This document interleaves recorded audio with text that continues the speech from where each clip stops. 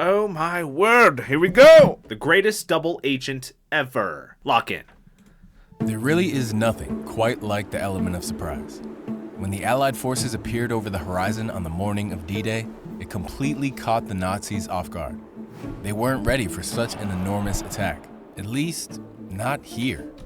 This guy's sick. I've seen him in another video. He's called the greatest double agent of all time. I'm very intrigued by this. I'm really interested in seeing According what to he German has intelligence, an attack was expected to take place To get that 150 miles away in Calais, and so most of their troops had been moved to defend that location. While the Nazis were defending an empty beach, the Allies stormed their way into Normandy and ultimately went on to win the war. The Nazis had been tricked, and it was largely thanks to one man who had spent years trolling them from his own home. By feeding them correct but useless There was trolling in the 1940s.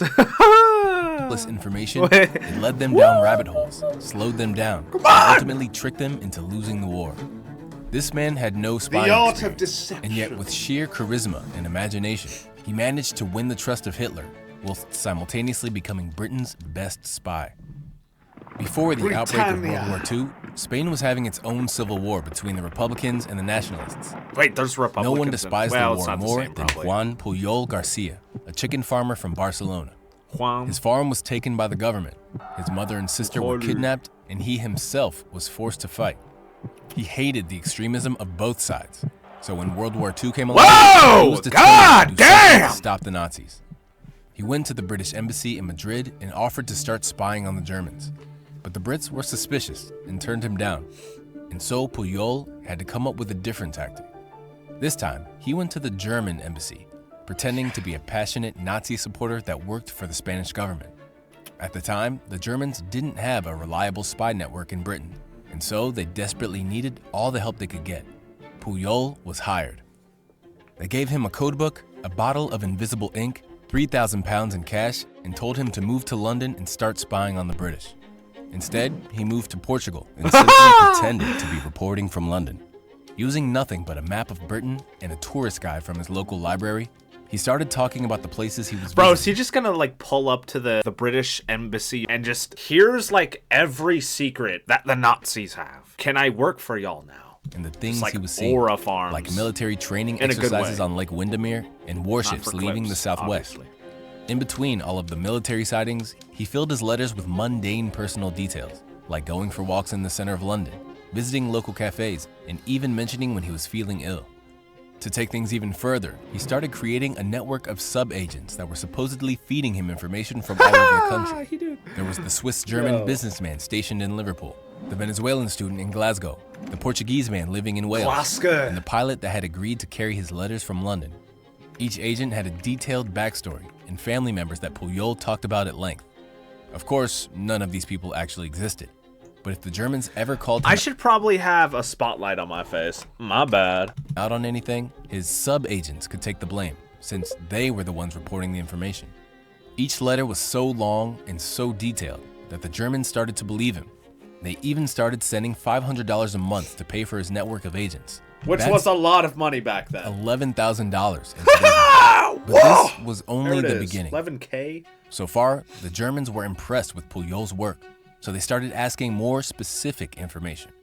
That's when things took an interesting turn. In his third letter, Pujol sent this report back to the Germans. A convoy of 18 ships left the port of Liverpool on the 28th of March. They were headed for the island of Malta. Although Pujol made the whole thing up, by sheer coincidence, a fleet of warships had actually left Liverpool around the same time. But before his letter ever reached the Germans, it was intercepted by Britain's intelligence agency, MI5, sending them into panic mode. A full-scale manhunt was launched to try to track down this mysterious network of spies, but unsurprisingly, they found nothing. It wasn't until they really started reading through Pujol's letters that they saw something odd. According to one of Pujol's agents, people in Glasgow will do anything for a liter of wine. This sentence gave it all away. A liter of wine? This really didn't reflect the typical Scottish drinking habits, and Britain never used the metric system. The Brits then learned that the Germans had actually wasted time and resources trying to hunt down Pujol's fake convoy of ships heading to Malta. It became clear that whoever was writing these letters, they were feeding the Nazis false information to confuse them, and it was working. MI5 were so impressed that they tracked down Puyol and decided to turn him into a real British spy. And in April 1942, he was like, "You're not gonna hire me? Bet. Come back in a couple of months." He stirs up everything, tricks the entirety of Nazi Germany, the army, at least. And the Brits take notice. They're like, holy crap. Get him here now. We need him in the office immediately. Puyol moved to London for real and was given the codename Garbo. Now, with access to real Garbo, and I work for the British Empire. Military information, oh my he was God. about to take his trolling to the next level. The Allies were planning to launch Bro's a professional troll and rage baiter, and it worked. a surprise attack on the north coast of Africa, where Nazi forces were gaining power. And so, over the next few months, Garbo started dropping very specific hints, suggesting that an attack was Prehistoric rage baiting. Dude, on God. instead being planned for Norway. God. One of his agents saw military mountaineering drills taking place and Canadian troops gathering in the east of Scotland. Another agent heard rumors of Russian troops advancing westward. Without ever mentioning Norway, he gradually painted the picture that it was the likely target, drawing the attention away from Africa. Hitler himself was particularly worried about this attack and ended up moving hundreds of thousands of troops to protect the Norwegian borders. Garbo's next move was a stroke of genius. With the African invasion set to take place on the 8th of November, Garbo wrote another letter to the Germans, this time detailing exactly how the Allies were going to carry out the attack. He dated the letter the 1st of November, but purposely held onto it for another week. The letter arrived in the hands of the Germans on the 9th, but it was too late. The day before, the Allied forces invaded the North African coast with over 100,000 men. The letter had all the correct details of the invasion, but it was simply too late to be of any use. The Germans, however, were amazed by Garbo's work and replied, "We are sorry it arrived too late, but your last report was magnificent."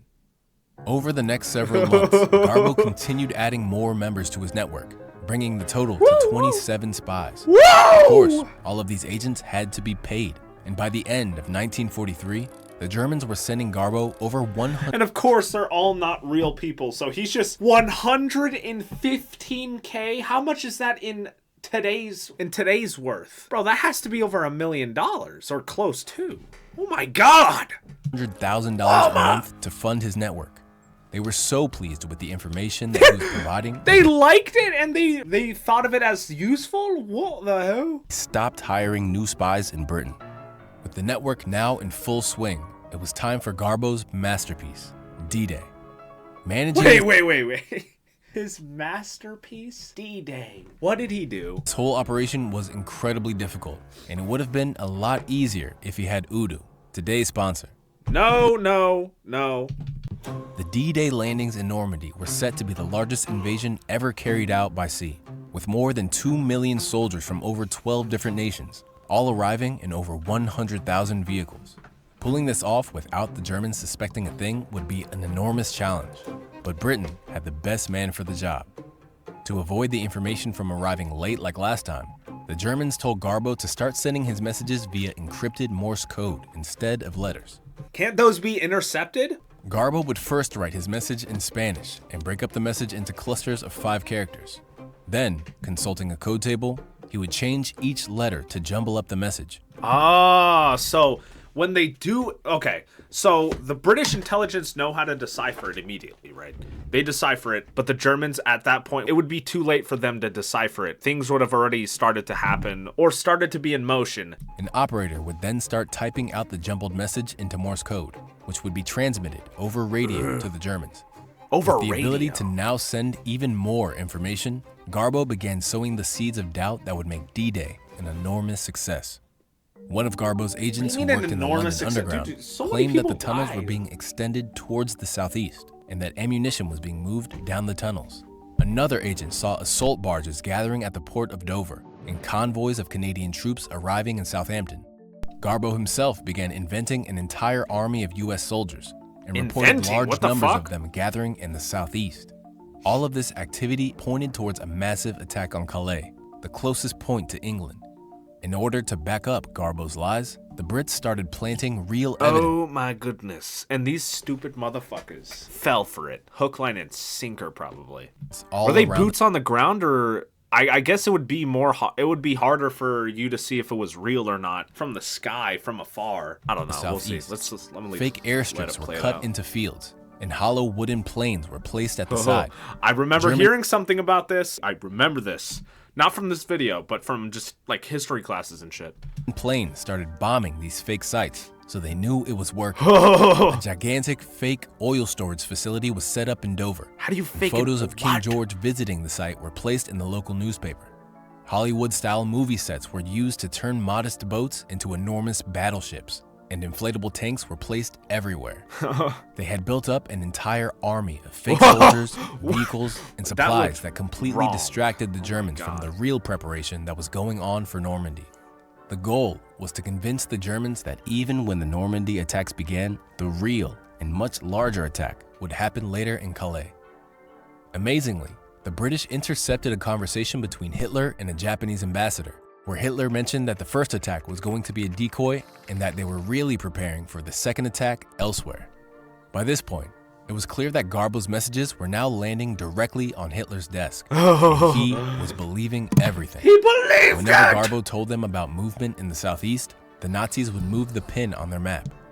They made the crucial decision to move hundreds of thousands of troops to defend Calais. That was hundreds of thousands of troops that wouldn't be in Normandy. June 5th. One day before D-Day. Although the German radio operators usually signed off at 11:30, Garbo insisted that tonight they should listen out for a message at 3 a.m. Inflatable, yeah, dude. Inflatable and hollow planes made out of wood. Expected from one of fake his airstrips, fake oil plants, and whatnot. At 3 a.m., Insane! Garbo reported that vomit bags and rations had been handed out to soldiers. This could only mean one thing. The attack was about to happen. But hours went by and no response was received. The Germans had gone to sleep. The Allies rocked up to Normandy at 6:30, completely undercover, outnumbering the Germans by more than 3-1. It was a brutal day, yeah, but so much the Allies managed to secure their entrance into France. Yeah, after and like over the next 6 weeks, fucking continued people piling died. troops, vehicles, and supplies in through the beaches of Normandy. Amazingly, the Nazis refused to move more troops to Normandy, and in fact, ended up sending more to defend Calais, waiting for the second attack that would never come. Did he kind of like every letter, every detail, every lie, and every truth had bamboozled the Germans, and it allowed the Allies to recapture Europe and win the war. Oh my God! Despite the defeat, Hitler was so impressed with Garbo's messages that he was awarded the Iron Cross. At the same time, Britain... Wait, what? They still didn't know he was an agent by this time, and he got an award after Germany lost. They were still under the pretext that he was doing good things for them and he was a spy for them. He was gaining correct information, even though all of this still oh my God. Awarded him an OBE, making him the only person to receive war medals from both sides of the same war. What? After the war, Pujol feared that the Nazis would be looking for him, and so he faked his own death and moved to Venezuela. And just like that, he was gone. Amazingly, this whole story would have never been told if it hadn't been for Nigel West, a writer from London.